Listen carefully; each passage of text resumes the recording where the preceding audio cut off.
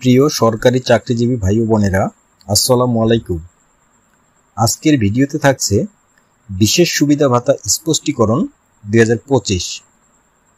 আপনাদের মধ্যে অনেকেই যারা উচ্চতর গ্রেড পেয়ে নবম গ্রেড বা তদূর্ধ্ব গ্রেডে বেতন ভাতা পাচ্ছেন, তারা অনেকেই বিশেষ সুবিধা ভাতা 10% নাকি 15% হিসেবে পাওয়া যাবে সেটা নিয়ে কনফিউশনে ছিলেন।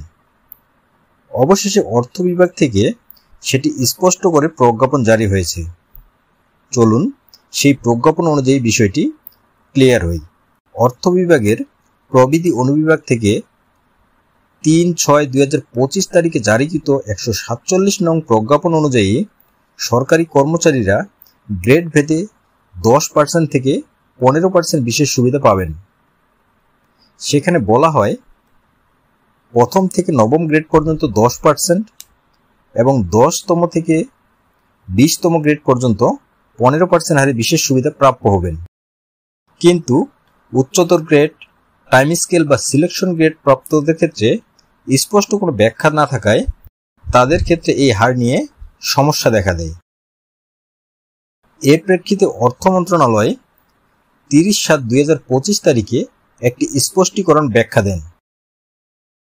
সেখানে বলা হয়, টাইম স্কেল, সিলেকশন গ্রেড বা উচ্চতর গ্রেড প্রাপ্তদের বিশেষ সুবিধা প্রদানের ক্ষেত্রে গ্রেড বলতে উচ্চতর গ্রেড প্রাপ্ত গ্রেড বা স্কেলের পরিবর্তে সংশ্লিষ্ট পদের সাবস্টেন্টিভ গ্রেড বোঝাবে, অর্থাৎ সংশ্লিষ্ট পদের মূল পদ অনুযায়ী বিশেষ সুবিধা ভাতা প্রাপ্য হবেন।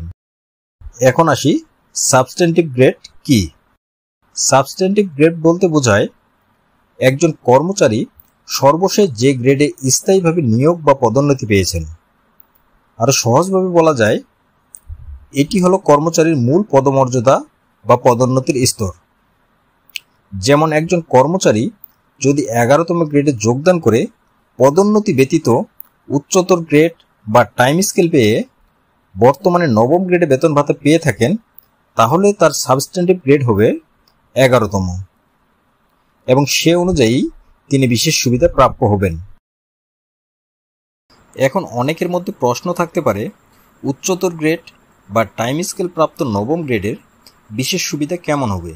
তো নবম গ্রেডের মূল বেতন 35,880 টাকা, যার মূল পদ বা সাবস্টেন্টিভ গ্রেড 10ম।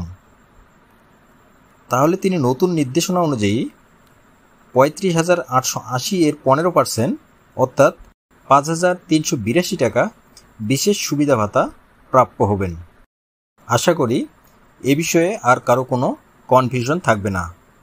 ভিডিওটি ভালো লাগলে অবশ্যই একটি লাইক প্রদান করুন এবং বন্ধুদের সাথে শেয়ার করে সকলেই দেখার সুযোগ করে দিন। ধন্যবাদ।